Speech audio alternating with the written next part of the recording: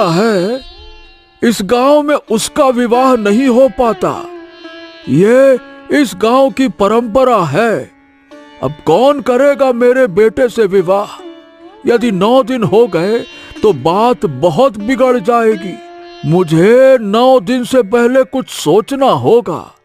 वहीं सुमन एक घर से दूसरे घर गई और सबके कान में ये बात बोलती चली गई कि राधिका किसी के साथ भाग गई। वहीं उधर राधिका अब फूल में बदल चुकी थी। वो रात दिन कांटों से लड़ती। जो कांटे फूल की रखवाली करते हैं, वही फूल उस राधिका बने काले फूल को हर पल एक नई मौत दे रहे थे।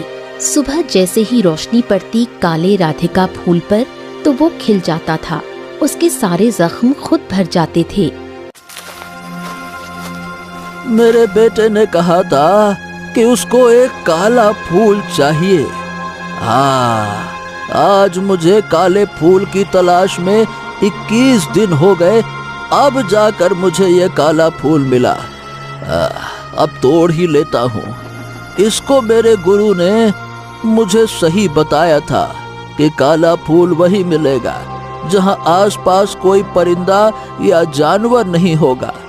वैसे कोई तो विचित्र बात है इस जगह में, जहाँ ना कोई परिंदा आता है ना ही जानवर।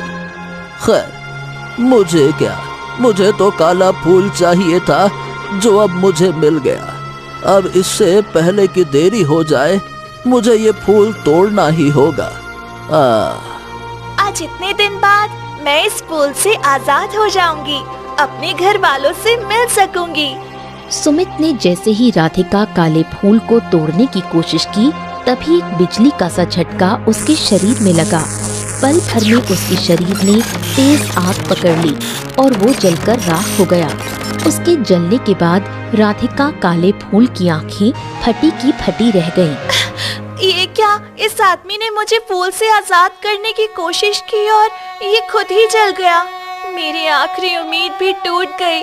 अब मैं क्या करूं? आज तक मैं इस दुनिया के 7वें तबके पे किसी इंसान के आने की प्रतीक्षा कर रही थी, परंतु यहाँ इतने दिनों में मैंने बस 2 मनुष्य देखे। जो एक देखकर भाग गया, दूसरे ने मुझे तोड़ने की कोशिश की तो खुद ही जलकर राख हो गया। अब मैं क्या करूं?